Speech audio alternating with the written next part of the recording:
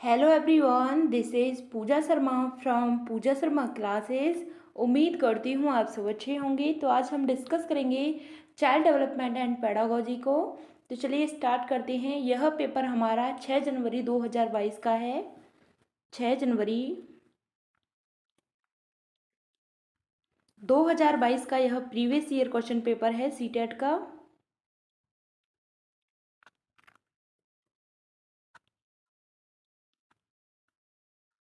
तो इसको हम डिस्कस करेंगे बहुत ही बेहतरीन तरीके से।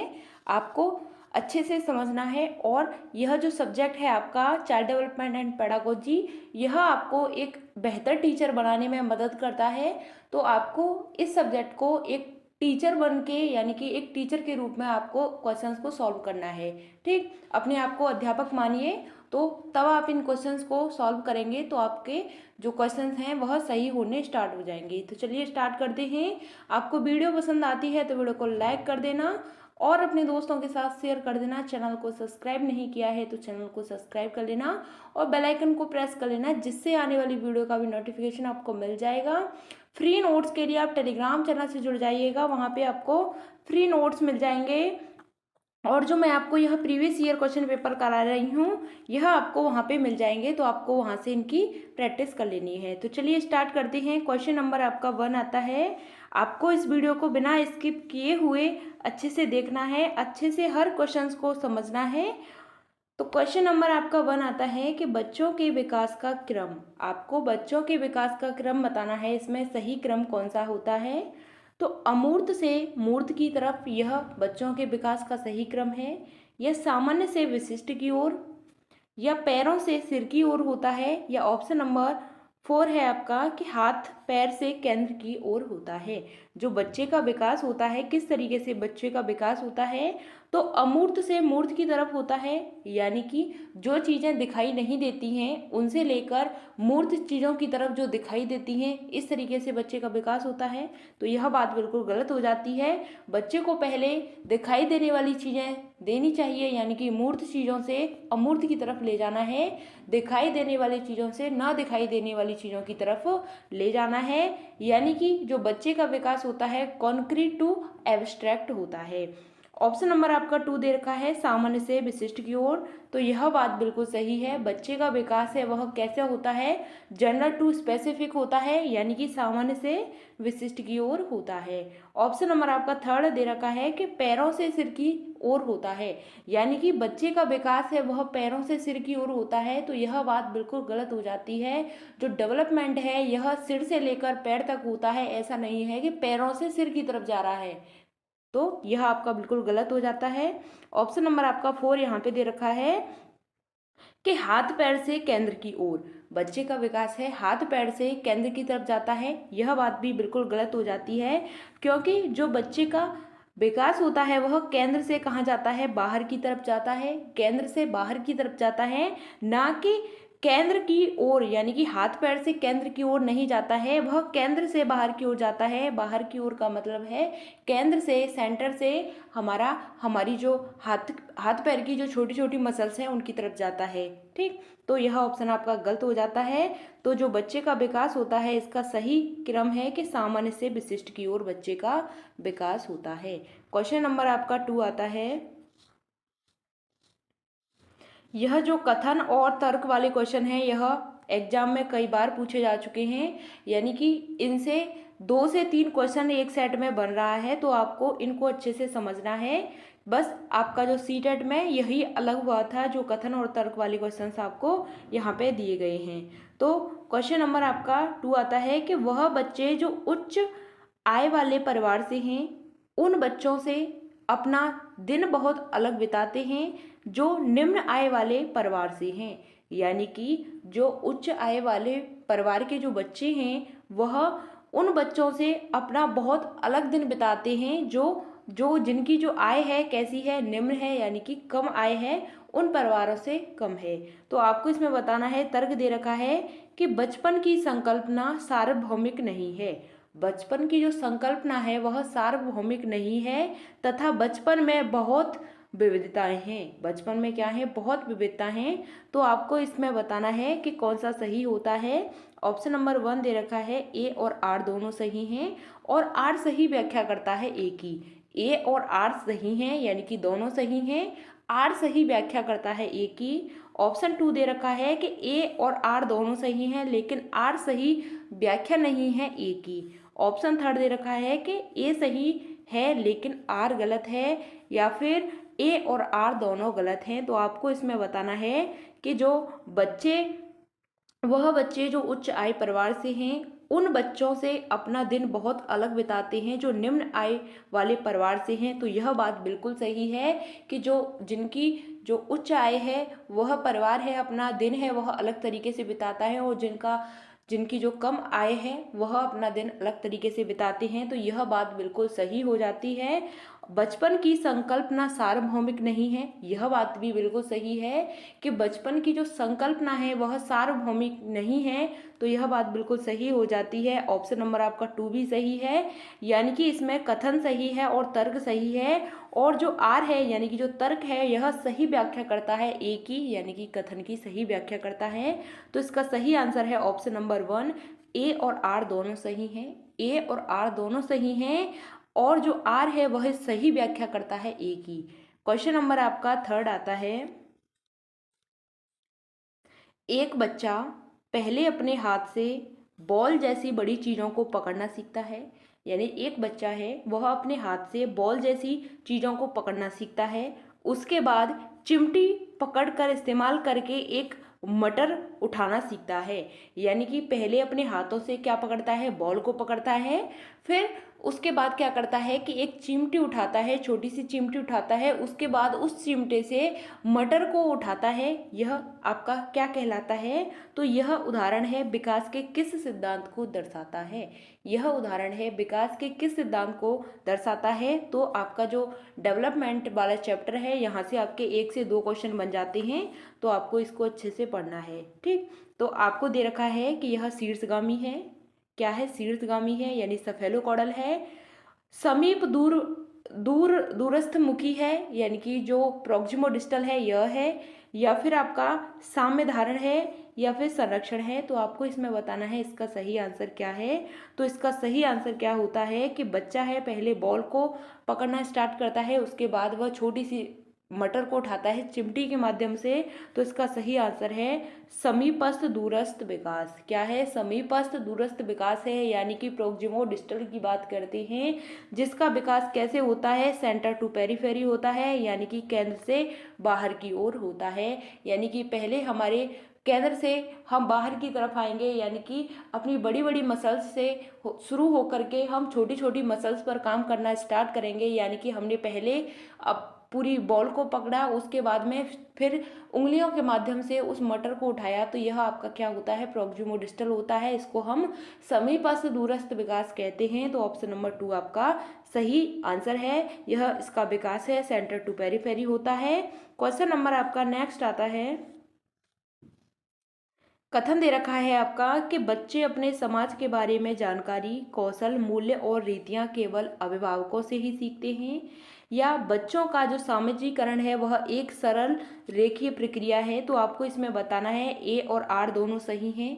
आर सही व्याख्या करता है ए की, या फिर ए और आर दोनों सही हैं लेकिन आर सही व्याख्या नहीं है ए की, या ऑप्शन नंबर 3 दे रखा है आपका कि ए सही है लेकिन आर गलत है, या फिर ऑप्शन नंबर 4 है आपका ए और आर दोनों गलत हैं। तो आपको इसमें बताना है कि जो बच्चे हैं वह अपने समाज के बारे में जानकारी, कौशल, मूल्य और रीतियां केवल अभिभावकों से ही सीखते हैं।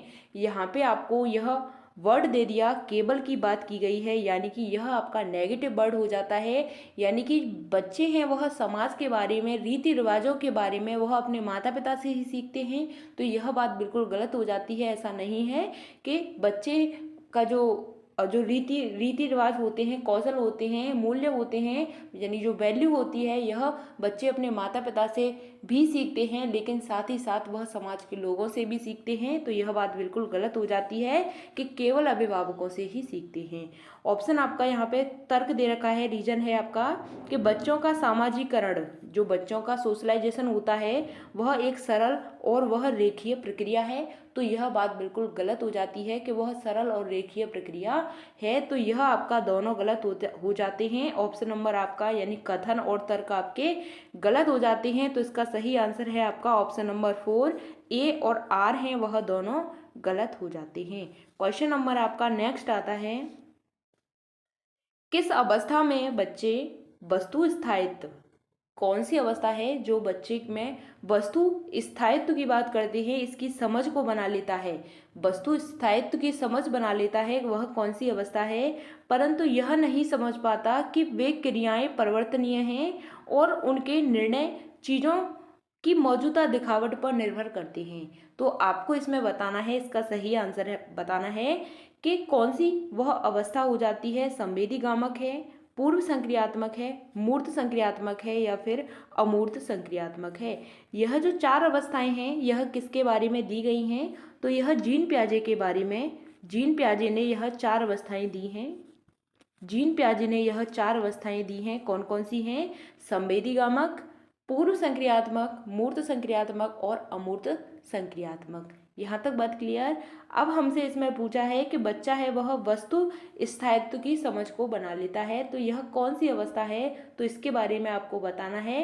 तो इसका सही आंसर है ऑप्शन नंबर 2, क्योंकि बच्चा है वस्तु स्थायित्व की समझ तो बना लेता है, लेकिन उसमें क्या होता है कि वह उस बच्चे को 1 किलो रुई दे दी जाए और उसको उस बच्चे के पास में 1 किलो कुछ भी कोई ऐसी चीज़ रख दी जाए कि वह रुई से कम लगे, तो बच्चा समझ नहीं पाएगा कि कौन सी ज़्यादा है या कौन सी कम है। तो रुई है वह बच्चे के सामने दिखेगी तो वह उसको ज़्यादा लगेगी, यानी कि एक पतले से गिलास में वह दूध भर के दे दिया जाए उसको और एक बड़े वाले गिलास में आधा कर दिया जाए, तो बच्चे को लगेगा कि जो पतला वाला गिलास है उसमें ज़्यादा है और दूसरे वाले में कम है। तो यह आपका क्या हो जाता है, यह आपकी पूर्व संक्रियात्मक अवस्था हो जाती है। इसमें क्या होता है कि बच्चा है वह वस्तु स्थायित्व तो कर लेता है, तो लेकिन उसमें जो समझ है वह उनकी जो क्रियाएं हैं वह परिवर्तनीय हैं, यह उसके बारे में उसको बिल्कुल भी पता नहीं होता है। यह फिर उसकी कौन सी अवस्था हो जाती है, यह आपकी पूर्व संक्रियात्मक अवस्था हो जाती है। उसके बाद में जो समझ बन जाती है पूरी तरीके से, वह समझ लेता है कि ज़्यादा और कम वाली बात को समझ लेता है, तो वह कौन सी अवस्था होती है, आपकी मूर्त संक्रियात्मक अवस्था होती है। यह जो अवस्था है आपकी संवेदी चालक, यह आपकी 0 से 2 वर्ष होती है। उसके बाद में पूर्व संक्रियात्मक अवस्था है वह 2 से आपकी 7 वर्ष होती है। मूर्त संक्रियात्मक अवस्था की बात करते हैं तो 7 से 11 वर्ष होती है। फिर नेक्स्ट अवस्था आती है आपकी अमूर्त संक्रियात्मक अवस्था, जो आपकी 11 से कितनी होती है, 15 वर्ष होती है। तो आपको यह बिल्कुल पता होना चाहिए कौन सी अवस्था होती है। तो यह जीन पियाजे के सिद्धांत से आपका 1 से 2 क्वेश्चन आते हैं। क्वेश्चन नंबर आपका नेक्स्ट है, इसी में आपसे जीन पियाजे के सिद्धांत में ही पूछा है कि पूर्व संक्रियात्मक अवस्था के बच्चों के लिए शिक्षक को मूर्त संसाधनों व बहुत सी दृश्य श्रव्य सामग्रियों का प्रयोग करना चाहिए। पूर्व संक्रियात्मक अवस्था में बच्चों के लिए एक शिक्षक को क्या करना चाहिए कि मूर्त संसाधनों यानी कि जो दिखाई देने वाली चीज़ें होती हैं, मूर्त संसाधनों व बहुत सी दृश्य श्रव्य सामग्री का प्रयोग करना होता है, या फिर जटिल पदानुक्रम संबंधों को दिखाते हुए चित्रों का प्रयोग करना चाहिए, यानी कि जटिल की बात की गई है। अमूर्त समस्याओं पर काम करने के लिए कहना चाहिए, कैसी समस्याओं पर, अमूर्त समस्याओं पर। तो बच्चा कैसा है, 2 से 7 वर्ष का है, यानी कि पूर्व संक्रियात्मक अवस्था में है, तो उसको अमूर्त समस्याओं के बारे में काम करने के लिए कहना चाहिए, या फिर ऑप्शन 4 है आपका परिकल्पनात्मक सोच वाली समस्याओं को सुलझाने के लिए मौके मुहैया कराने चाहिए। तो इसका आपको सही आंसर बताना है कि जो पूर्व संक्रियात्मक अवस्था है वह बच्चों के लिए शिक्षक को क्या करना चाहिए। तो इसका सही आंसर है मूर्त संसाधनों, यानी कि बच्चा छोटा है, 2 से 7 वर्ष का बच्चा है, तो इसको क्या करना चाहिए कि मूर्त संसाधनों यानी कि जो चीज़ें दिखाई देती हैं उनके बारे में, दृश्य श्रव्य सामग्री हैं यानी कि जो दिखाई देती हैं और सुनने वाली सामग्री हैं, इनका प्रयोग करना चाहिए, क्योंकि बच्चा है इनके माध्यम से बहुत जल्दी सीखेगा। तो ऑप्शन नंबर आपका 1 सही आंसर है। क्वेश्चन नंबर आपका 7 आता है, कि निम्नलिखित में से पाड़ का सही उदाहरण क्या है। आपको यहाँ से पूछा गया है, यह आपका क्वेश्चन है, आपका कहाँ से बन जाता है, वाइगोत्स्की के सिद्धांत से। तो आपको बताना है कि जो पाड़ है इसका सही उदाहरण क्या है। पाड़ को हम क्या बोलते हैं, पाड़ को हम क्या बोलते हैं, इसके फोल्डिंग बोलते हैं। क्या बोलते हैं, इसके फोल्डिंग बोलते हैं। तो इसका सही उदाहरण आपको बताना है। तो सवालों के जवाब बताना है, या संकेत एवं इशारे देना है, भौतिक पुरस्कार देना है, या उद्दीपन प्रतिक्रियाओं के अनुकूलन को सक्रिय बनाना है। तो इसका आपको सही उदाहरण क्या हो जाता है, इसका सही आपको आंसर बताना है। तो इसका सही आंसर है कि सवालों के जवाब बताना, यह बात बिल्कुल गलत होती है। संकेत व इशारे देना, यह बात सही हो जाती है। भौतिक पुरस्कार देना, यह गलत है।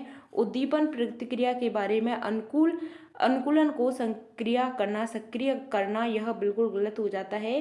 क्योंकि जो इसके फोल्डिंग का मतलब हो जाता है कि संकेत व इशारे देना, यानी कोई बच्चा है साइकिल चलाना सीख रहा है, आपने उसको थोड़ा सा सहारा दे दिया, उसको थोड़ा सा चलाने में उसका पीछे से पकड़ लिया, तो वह थोड़ा सा उसको मदद मिलेगी तो वह सीख जाएगा। तो यही आपका सही उदाहरण हो जाता है। ऑप्शन नंबर 2 आपका राइट आंसर है। क्वेश्चन नंबर आपका नेक्स्ट आता है, क्वेश्चन नंबर 8 है आपका कि लेव वाइगोत्स्की का मानना है। आपने देखा लेव वाइगोत्स्की से आपके 2 क्वेश्चन आए हैं, एक मैंने आपको बता दिया पार्ट वाला, और यह आपका दूसरा क्वेश्चन है। तो लेव वाइगोत्स्की का मानना है कि सीखना केवल ज्ञान का अवशोषण है, यह केवल ज्ञान का अवशोषण है, या फिर सीखना इनाम की प्रति एक नियंत्रित प्रतिक्रिया है, या फिर ज्ञान को शिक्षकों के द्वारा विद्यार्थियों को निष्क्रिय तरीके से पोषित किया जा सकता है, या ज्ञान का सह निर्माण उस क्षेत्र से होता है जो बच्चे के स्वतंत्र रूप से कार्य करने व दूसरों को मदद करने में है। तो इसका आपको सही आंसर बताना है। लेव वाइगोत्स्की है, इनका क्या मानना है। तो इसका सही आंसर आपका क्या हो जाता है, केवल की बात करते हैं तो यह आपका क्या हो जाता है, नेगेटिव हो जाता है। तो यह आपका बिल्कुल गलत है। अब हम बात करते हैं कि सीखना इनाम के प्रति, इनाम की बात की गई है, यानी कि बाहरी जो मोटिवेशन है उसके बारे में बात की गई है कि बच्चे को बाहरी मोटिवेशन दिया जा रहा है कि इसके माध्यम से वह सीख पाएगा। तो ऐसा नहीं है कि बच्चे को बाहरी मोटिवेशन दिया जाए तो वह सीख सकता है, बच्चे को इनाम दिया जाए, बच्चे के लिए कुछ भी लाया जा रहा है, तो यह बिल्कुल भी आपका नेगेटिव हो जाता है, ऐसा नहीं करना है।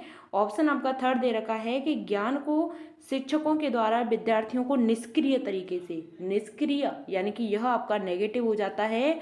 ऑप्शन नंबर आपका 4 बिल्कुल सही होता है कि ज्ञान का सह निर्माण उस क्षेत्र से होता है जहाँ पे जो बच्चे हैं स्वतंत्र रूप से कार्य करने में और दूसरों की मदद करने में है। यह आपका ऑप्शन नंबर 4 बिल्कुल राइट आंसर है। क्वेश्चन नंबर आपका नेक्स्ट आता है, आपको इस जो सीडीपी है इसमें समझना है पॉजिटिव और नेगेटिव टैग वर्ड को। मैंने आपको पहले एक वीडियो में करा दिए हैं पॉजिटिव और नेगेटिव टैग वर्ड, एक मास्टर क्लास भी दे रखी है मैंने आपको सभी सब्जेक्ट की, तो आप उनको देख लेना। मैं जो लिंक है आपको नीचे डिस्क्रिप्शन बॉक्स में दे दूँगी, तो आप वहाँ से इनको देख सकते हैं।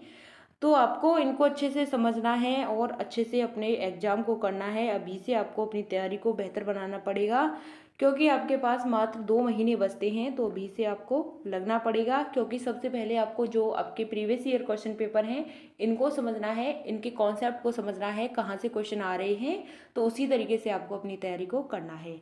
तो लॉरेंस कोहल वर्ग के द्वारा प्रतिपादित नैतिक विकास के किस स्तर पर व्यक्ति यह तर्क करते हैं कि मानवाधिकार व न्याय सबसे जरूरी है, भले ही वह सामाजिक कानून के खिलाफ हो। क्या मानवाधिकार और न्याय है वह सबसे ज़्यादा जरूरी है, चाहे वह क्या हो, का सामाजिक कानून के खिलाफ हो। तो इसका सही आंसर क्या होता है, आज्ञा पालन एवं दंड अभिविन्यास है, या फिर आपका अच्छा लड़की अच्छी लड़की यह अभिविन्यास है, या फिर आपका नेक्स्ट आता है थर्ड के अधिकारिता एवं सामाजिक क्रम व्यवस्था अभिविन्यास है, या फिर सार्वभौमिक नैतिक सिद्धांत का अभिविन्यास है। तो आपको इसमें बताना है कि जो लॉरेंस कोहल वर्ग है यह नैतिक विकास के सिद्धांत के लिए जाने जाते हैं। किसके लिए जाने जाते हैं, यह नैतिक विकास के सिद्धांत के लिए जाने जाते हैं। तो इनका वह कौन सा स्तर आता है कि जो मानवाधिकार व न्याय सबसे ज़्यादा जरूरी हो जाता है, भले ही वह सामाजिक कानून के खिलाफ हो। सामाजिक कानून के खिलाफ हो, मानवाधिकार में न्याय और जो मानवाधिकार व न्याय है यह बहुत ही ज़्यादा इनके लिए महत्वपूर्ण हो जाता है। चाहे वह सामाजिक कानून के खिलाफ हो, तो यह कौन सी उनकी जो स्तर है कौन सा हो जाता है, तो आज्ञा पालन एवं दंड अभिविन्यास है, यह बात बिल्कुल गलत है। अच्छा लड़का अच्छी लड़की अभिविन्यास, यह गलत है। ऑप्शन थर्ड है आपका आधिकारिकता सामाजिक क्रम व्यवस्था, यह भी गलत होता है। वह ऑप्शन नंबर 4 आपका राइट आंसर है कि सार्वभौमिक नैतिक सिद्धांत अभिविन्यास। सार्वभौमिक नैतिक विकास अभिविन्यास की बात करते हैं तो यह आपका बिल्कुल पॉजिटिव आंसर है। ऑप्शन नंबर 4 आपका सही आंसर है। क्वेश्चन नंबर आपका नेक्स्ट आता है कि एक प्रगतिशील कक्षा में अधिगम, यानी कि एक प्रगतिशील कक्षा है। कैसी कक्षा है? प्रगतिशील कक्षा है। इसमें अधिगम की बात की गई है, सीखने की बात की गई है। तो एक सरल प्रक्रिया है। प्रगतिशील कक्षा में सीखना एक सरल प्रक्रिया है या फिर एक सामाजिक प्रक्रिया है, या फिर ऑप्शन नंबर थर्ड है आपका कि केवल औपचारिक अनुदेश द्वारा ही हो सकता है या परीक्षाओं का प्रतिबंधात्मक है। तो यह आपको इसमें सही आंसर आपको बताना है कि जो प्रगतिशील कक्षा है इसमें अधिगम कैसे होता है, किस तरीके से होता है। तो एक सरल प्रक्रिया है, यह आपका बिल्कुल गलत होता है कि जो सीखना है यह एक सरल प्रक्रिया है, सिंपल प्रोसेस है, तो यह बिल्कुल गलत होता है। एक सामाजिक प्रक्रिया है। कैसी प्रक्रिया है? सोशल प्रोसेस है, यह बात बिल्कुल सही है। केवल औपचारिक की बात की गई है, केवल आपको जहाँ पे दिख जाए वह आपका नेगेटिव होता है। परीक्षाओं पर प्रतिबंधात्मक है, यानी कि प्रतिबंध की बात की गई है, तो यह आपका नेगेटिव हो जाता है। ऑप्शन नंबर आपका सेकंड है, यह आपका बिल्कुल सही आंसर है। क्वेश्चन नंबर आपका नेक्स्ट आता है, क्वेश्चन नंबर आपका 11 आ जाता है कि हार्वर्ड गार्डनर से आपका एक क्वेश्चन निश्चित है, तो आपको इनको अच्छे से समझना है। हार्वर्ड गार्डनर के अनुसार निम्नलिखित में से कौन सा कथन सही है? तो आपको इसमें सही कथन बताना है। हार्वर्ड गार्डनर के बारे में बात करते हैं तो इन्होंने 8 प्रकार की बुद्धि के विषय में बताया है। कितने प्रकार की बुद्धि हो जाती हैं? 8 प्रकार की बुद्धि होती हैं। थोड़ा सा मैं आपको बता दूं कौन कौन सी बुद्धि होती है 8 प्रकार की। पहली आती है आपकी भाषाई बुद्धि, दूसरी आती है आपकी म्यूजिकल इंटेलिजेंस, जो आपकी कौन सी होती है? जो आपकी सिंगिंग वाली होती है। फिर आती है आपकी तार्किक या जो गणितीय बुद्धि होती है, यह आती है। फिर आती है आपकी स्थानिक बुद्धि, फिर आती है आपकी इंट्रापर्सनल, फिर आती है आपकी कार्यस्थ शरीर बुद्धि, फिर आती है आपकी पारस्परिक बुद्धि, और लास्ट आती है आपकी 8वीं आती है प्रकृतिवादी बुद्धि, नेचर जो आपकी बुद्धि है यह आती है। तो इनकी 8 प्रकार की बुद्धि हो जाती हैं। कई बार आपका जो क्वेश्चन है यह कई बार पूछा जा चुका है, सी टेट में भी आया है, यूपी टेट में भी बार बार रिपीट होके आया है, और आपका सुपर टेट में भी यह क्वेश्चन आया है कि हार्वर्ड गार्डनर से यहाँ से आपका यह क्वेश्चन बनना निश्चित है, तो आपको इसको अच्छे से समझ लेना है। अब हम बात करते हैं कि इनके अनुसार निम्नलिखित में से कौन सा कथन है वह सही है। तो बुद्धिमत्ता को परिपोषित व विकसित नहीं किया जा सकता है, या हर व्यक्ति में विविध प्रकार की बुद्धिमत्ताएं होती हैं, यानी कि जो व्यक्ति है हर अनेक व्यक्ति में अलग अलग प्रकार की बुद्धि होती है, या उपलब्धि बुद्धिमत्ता का सफल पैमाना है, या फिर ऑप्शन नंबर 4 है आपका कि एक खास वर्ग के दूसरे व्यक्ति वर्गों में व्यक्तियों से ज़्यादा बुद्धिमान होते हैं। तो इसका सही आंसर आपको बताना है हार्वर्ड गार्डनर के अनुसार। तो बुद्धिमत्ता को परिपोषित व विकसित नहीं किया जा सकता, यह बात बिल्कुल गलत हो जाती है कि जो बुद्धि है इसको परिपोषित नहीं किया जा सकता है। क्यों नहीं किया जा सकता है? किया जा सकता है, तो यह नहीं दे रखा है इसलिए आपका गलत हो जाता है। हर व्यक्ति में विविध प्रकार की बुद्धि पाई जाती है, यह बात बिल्कुल सही है, क्योंकि इन्होंने जो गार्डनर हैं इन्होंने 8 प्रकार की बुद्धि में बताई है, तो अलग अलग बुद्धियों के बारे में बताया है। किसी में नेचर वाली बुद्धि होती है, किसी में भाषाई बुद्धि होती है अपने भाषा के माध्यम से, और किसी में कैसी होती है स्थानिक बुद्धि अच्छी होती है, म्यूजिकल बुद्धि अच्छी होती है। तो जहाँ पे आपको विविध दिख जाए यह तो आपका बिल्कुल पॉजिटिव हो जाता है। विविध की बात की जाए पॉजिटिव होता है, आपको ध्यान रखना है। उपलब्धि बुद्धिमत्ता का सफल पैमाना है, यह बात बिल्कुल गलत है, ऐसा नहीं है। और दूसरे वर्गों के व्यक्ति ज़्यादा बुद्धिमान होते हैं, तो यह बात भी बिल्कुल गलत है। ऑप्शन नंबर आपका सेकंड बिल्कुल सही आंसर है। क्वेश्चन नंबर आपका 12 आ जाता है कि राष्ट्रीय शिक्षा नीति 2020, राष्ट्रीय शिक्षा नीति 2020 पूरे देश के लिए प्राथमिक स्तर पर किस भाषा को निर्देश के माध्यम से प्रस्तावित करती है? तो इसका सही आंसर बताना है। हिंदी को या अंग्रेजी को, संस्कृत को, या फिर मातृभाषा जो घर की भाषा होती है इसको।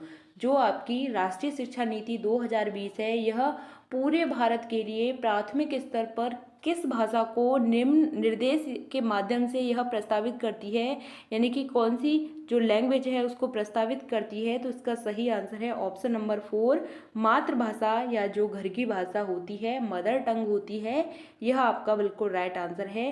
राष्ट्रीय शिक्षा नीति 2020 मातृभाषा के बारे में बात करती है।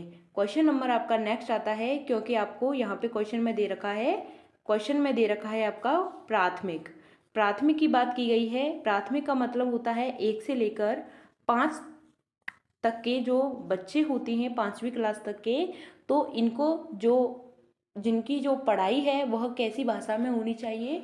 तो इनकी मातृभाषा में होनी चाहिए। इनकी जो घर की लैंग्वेज है उस भाषा में इनकी शिक्षा इनको दी जानी चाहिए। क्वेश्चन नंबर आपका नेक्स्ट आता है, क्वेश्चन नंबर 13 है आपका कि बैठने की व्यवस्था में लचीलापन, अधिगमकर्ताओं का समूह में कार्य करना और कक्ष की विशेषताएं हैं, तो आपको इसके बारे में बताना है। तो व्यवहारवादी कक्षा कक्ष है, या फिर सामाजिक संरचनावादी कक्षा कक्ष है, या फिर शिक्षक केंद्रीय कक्षा कक्ष है, या फिर ऑप्शन नंबर 4 दे रखा है पाठ्य पुस्तक केंद्रीय कक्षा कक्ष है। तो इसका सही आंसर आपको बताना है। किसके लिए? फ्लेक्सिबल लर्निंग के लिए आपको इसमें बताना है। तो कौन सी विशेषता हो जाती है? तो इसका सही आंसर आपको बताना है व्यवहारवादी कक्षा कक्ष है, गलत है आपका।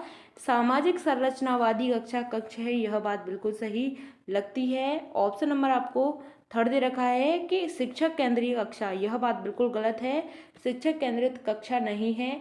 आजकल की जो कक्षाएं हैं कैसी हैं? बाल केंद्रित कक्षाएं हैं।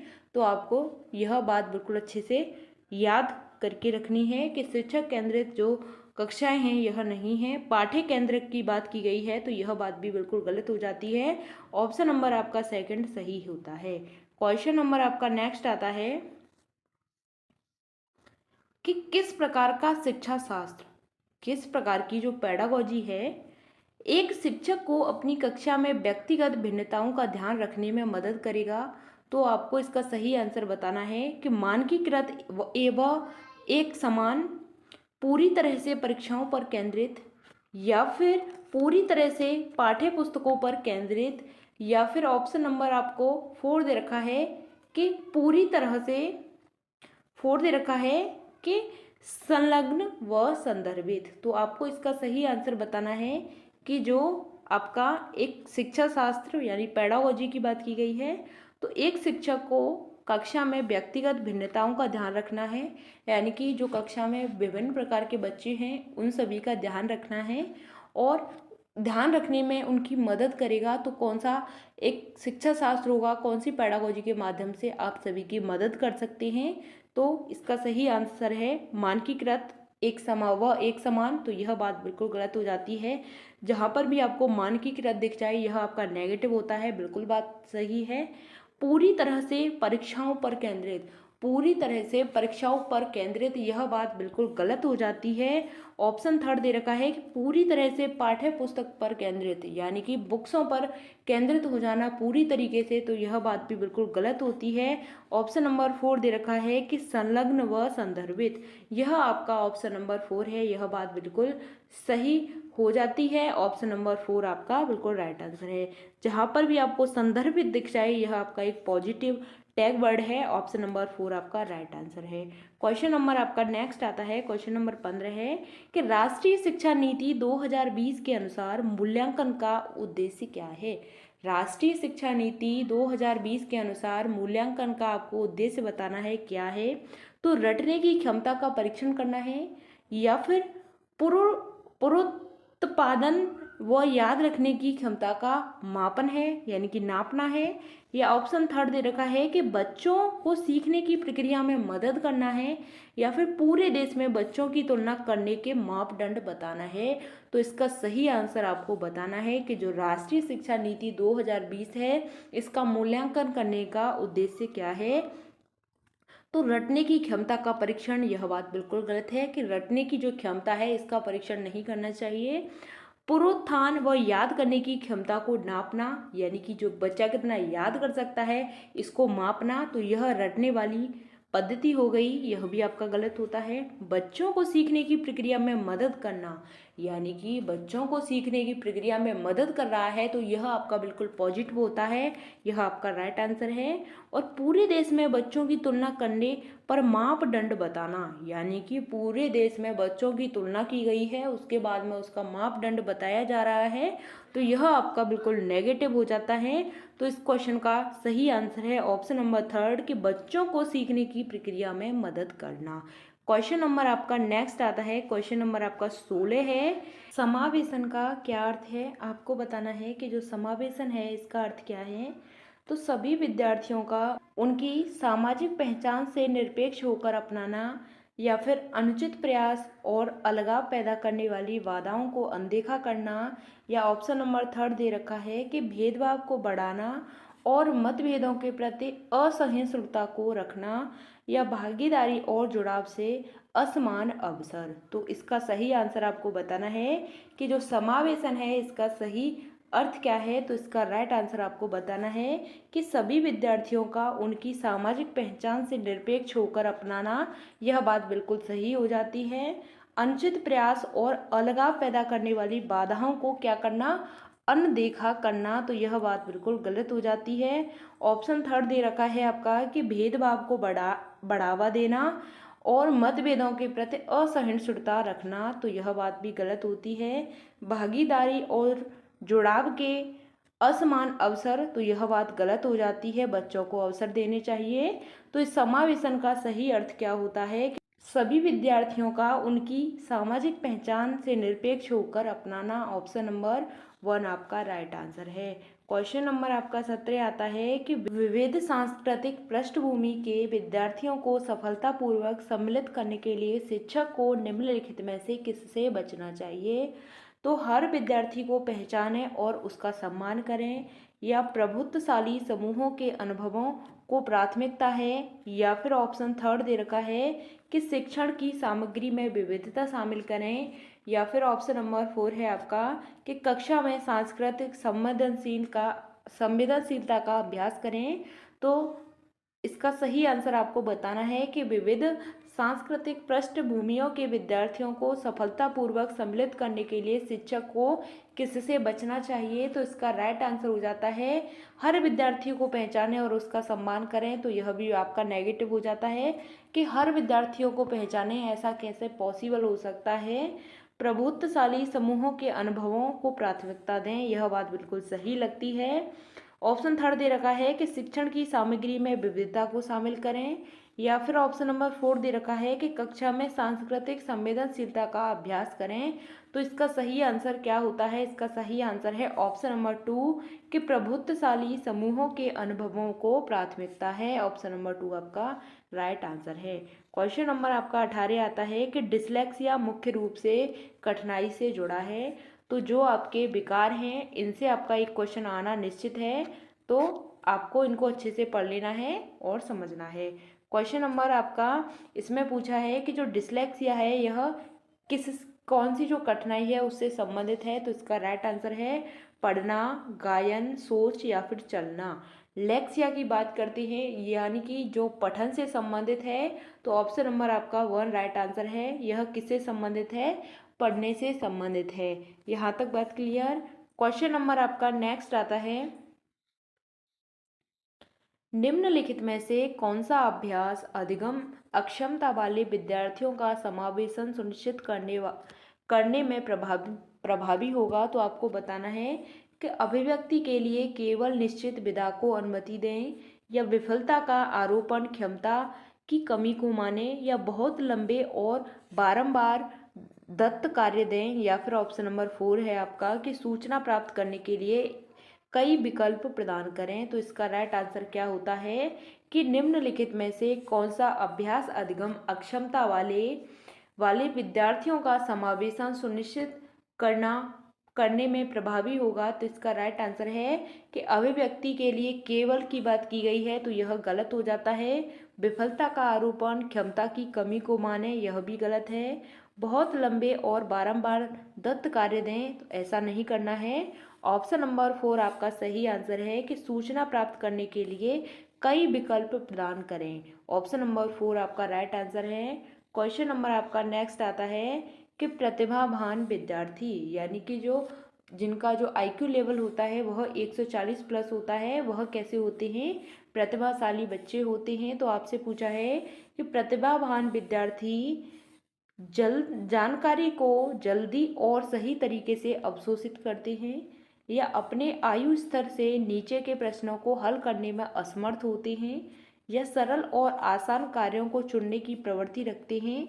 ऑप्शन 4 दे रखा है, इसमें मूल बातों को सहज समझ का अभाव होता है। तो इसका सही आंसर आपको बताना है। तो जो प्रतिभाशाली बच्चे होते हैं इनके लिए सही आंसर क्या है कि जानकारी को जल्द और सही तरीके से अवशोषित करते हैं। यह बात आपकी बिल्कुल सही है। ऑप्शन आपका 2 दे रखा है कि आयु स्तर के नीचे वाले प्रश्नों को हल करने में असमर्थ होते हैं, तो यह बात गलत होती है। सरल और आसान कार्यों को चुनने की प्रवृत्ति रखते हैं, यह बात भी गलत है। ऑप्शन 4 में भी आपसे पूछा है कि जो सहज समझ का अभाव होता है, यह बात भी गलत है। ऑप्शन नंबर 1 आपका राइट आंसर है। क्वेश्चन नंबर आपका नेक्स्ट आता है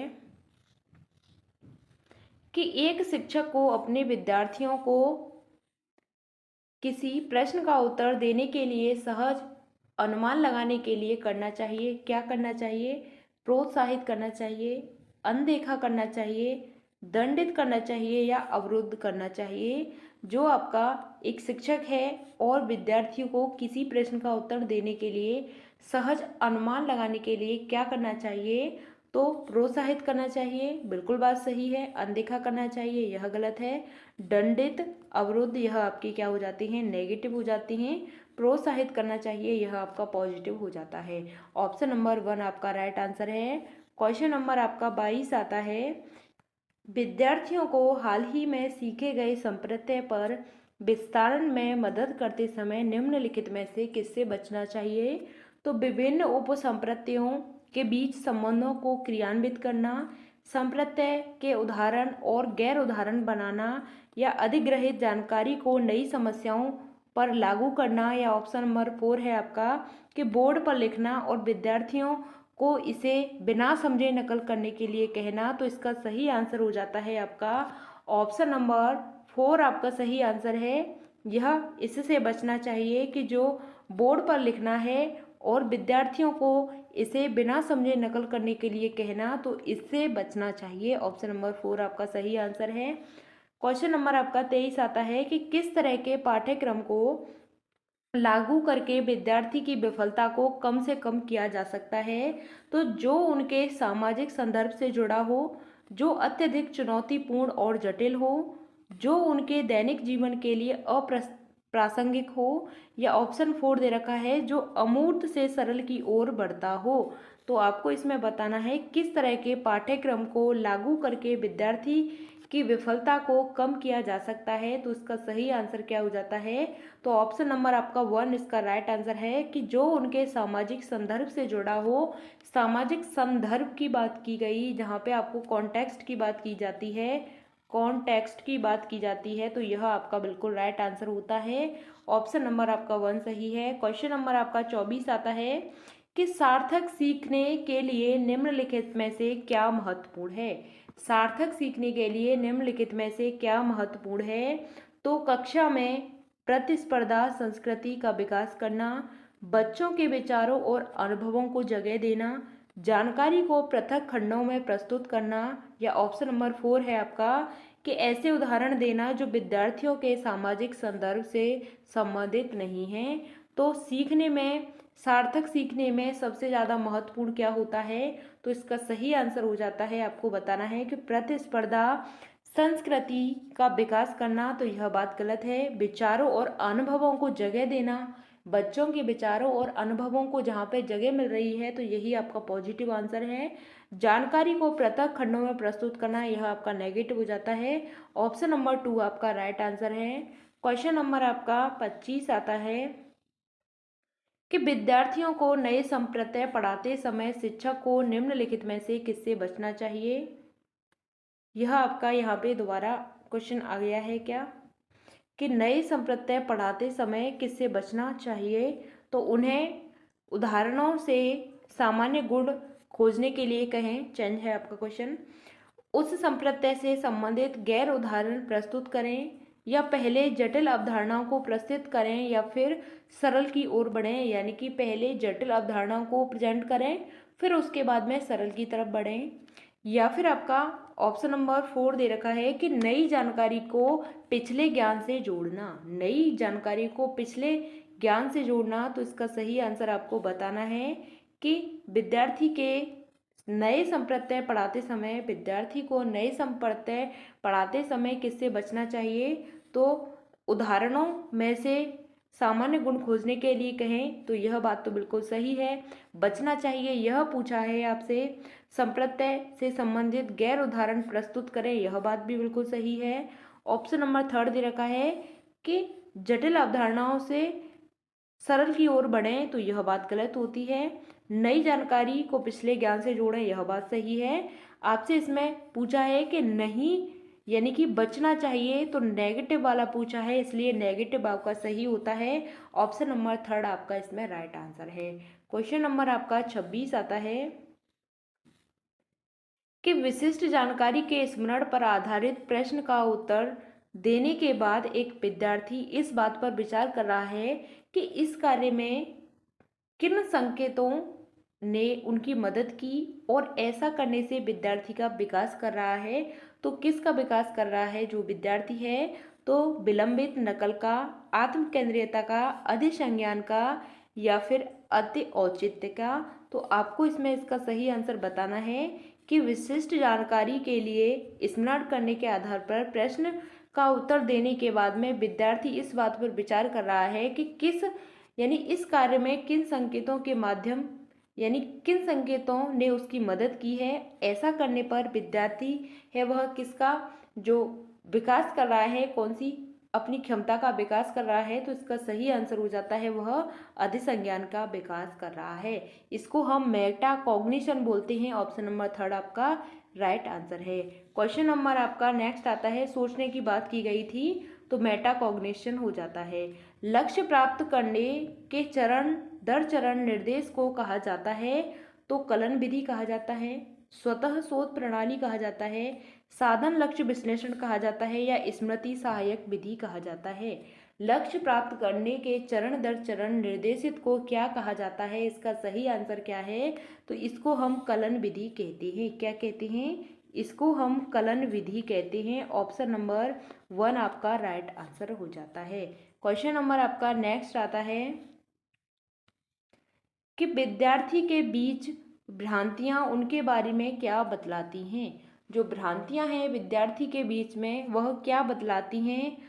अत्यंत गलत और तर्कहीन सोच प्रक्रिया को, उच्च क्रम की भावनात्मक बौद्धिक क्षमता को, या ऑप्शन 3 दे रखा है अवधारणाओं के बारे में भोली और सहज समझ को, या फिर गंभीर संज्ञानात्मक कमियां और तंत्र का संबंधी विकार को। तो इसका सही आंसर आपको बताना है।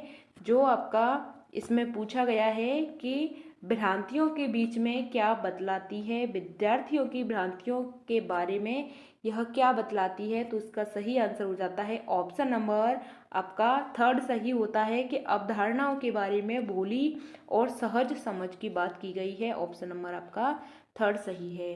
क्वेश्चन नंबर आपका 29 आता है कि निम्नलिखित में से कौन सी स्थिति विद्यार्थी में गर्व का कारण बन सकती है।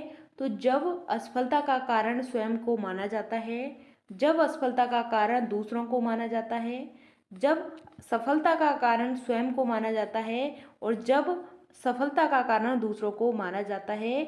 जो आपकी विद्यार्थी है इसकी विद्यार्थी में गर्भ का कारण कब बन जाती है, कब गर्भ होने लग जाता है?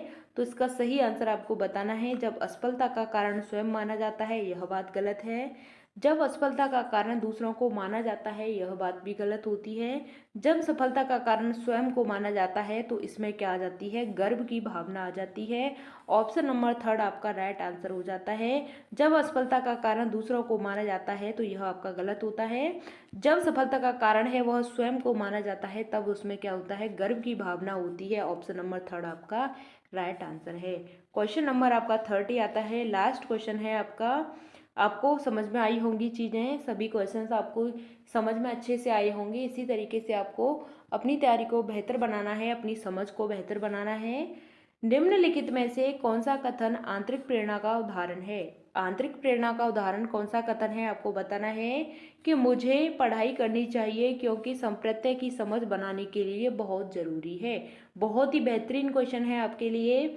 मुझे शिक्षक द्वारा दंड से बचने के लिए अध्ययन करना चाहिए। मुझे प्रतियोगिता में प्रथम स्थान प्राप्त करने के लिए अध्ययन करना चाहिए। या फिर ऑप्शन नंबर 4 है आपका कि मुझे अपने साथियों से प्रशंसा व प्रभुत्व प्राप्त करने के लिए अध्ययन करना चाहिए। तो इसका सही आंसर क्या हो जाता है, आंतरिक प्रेरणा की बात की गई है, यानी कि स्वयं की खुद की बात की गई है। इसमें बाहरी मोटिवेशन की बात नहीं की गई है। तो इसका सही आंसर आपको बताना है कि मुझे पढ़ाई करनी चाहिए क्योंकि संप्रत्यय समझ बनाने के लिए बहुत ज़रूरी है। ऑप्शन नंबर आपका 1 बिल्कुल राइट आंसर है। हमें पढ़ाई क्यों करनी चाहिए कि जो संप्रत्यय हैं, जो कॉन्सेप्ट हैं, उनकी हमारी जो अंडरस्टैंडिंग है वह बेहतर हो जाए। समझ को बेहतर बनाना है। बाकी हमें बाहरी चीज़ों से बचना है, यानी कि शिक्षक की डांट से बचना है, ऐसा नहीं करना है आपको। अगर आपके कॉन्सेप्ट क्लियर हैं तो फिर आपको किसी से डरने की ज़रूरत नहीं है। प्रथम स्थान प्राप्त करने के लिए यह आपके कॉन्सेप्ट मजबूत हैं तो आपका प्रथम स्थान आ ही जाएगा। आपका ऑप्शन आपका फोर्थ दे रखा है कि मुझे साथियों की प्रशंसा, ऐसा नहीं है कि साथियों के लिए आप पढ़ रहे हैं, आप खुद के लिए पढ़ रहे हैं। तो ऑप्शन नंबर आपका 1 इसमें राइट है कि मुझे पढ़ाई करनी चाहिए क्योंकि मेरी जो कॉन्सेप्ट की अंडरस्टैंडिंग है वह बेहतर हो जाए। मैं जो कर रहा हूँ, यानी कि जो समझ है, अपनी समझ को बेहतर बना रहा हूँ, इससे हमारा क्या होगा, हमें दंड से बचने की कोई आवश्यकता नहीं होगी क्योंकि हमारे जो मार्क्स हैं काफ़ी अच्छे आएंगे और हमें जो प्रतियोगिता में फर्स्ट रैंक मिलेगी। और हमें अपने साथियों का अध्ययन करने से बिल्कुल बचना चाहिए। यह आपके बिल्कुल नेगेटिव हो जाते हैं। ऑप्शन नंबर आपका 1 है वह राइट आंसर है। तो मिलते हैं आपको आगे की नेक्स्ट वीडियो में। यहाँ तक आपके 30 क्वेश्चन हो गए। अगर आपका कोई भी डाउट होता है तो आप हमसे कमेंट के माध्यम से पूछ लिया करो, हम आपको आपका आंसर करेंगे। हम आपके पास मात्र 2 महीने हैं। 2 महीने के अंतर्गत आपको यह जो सीटेट के प्रीवियस ईयर क्वेश्चन पेपर हैं इनको अच्छे से कर लेना है। उसके बाद आपका जो सिलेबस है इसको अच्छे से समझ लेना है। तो यह आप इन दोनों चीज़ों को कर लेंगे तो आपका जो सीटेट है काफ़ी अच्छे मार्क्स से निकल जाएगा। आपको ज़्यादा घबराने की आवश्यकता नहीं है। अपनी समझ को बेहतर बनाना है आपको इस एग्ज़ाम के लिए। बस आपको अपनी समझ को जितना ज़्यादा आपको हो सके बेहतर बनाना है। आपको सभी प्रीवियस ईयर क्वेश्चन पेपर को अगर आप एक बार सॉल्व कर लेते हैं तो आपकी जो समझ है वाकई में बहुत अच्छी हो जाएगी। तो मिलते हैं फिर आगे की नेक्स्ट वीडियो में। आपको जो प्रीवियस ईयर क्वेश्चन पेपर हैं मैं आपको टेलीग्राम पर दे दूँगी, तो वहाँ से आप देख सकते हैं, उनकी प्रैक्टिस कर सकते हैं। तो वहाँ पे आप ज्वाइन हो जाना। और सिलेबस की बात करते हैं तो सिलेबस को मैं आपको करा दूँगी।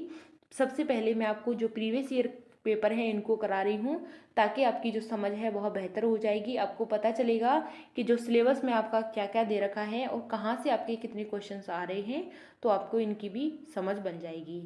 मिलते हैं आपको आगे की नेक्स्ट वीडियो में। तब तक के लिए थैंक्स फॉर वॉचिंग। जय हिंद, वंदे मातरम। चैनल को सब्सक्राइब नहीं किया है तो चैनल को सब्सक्राइब कर लेना।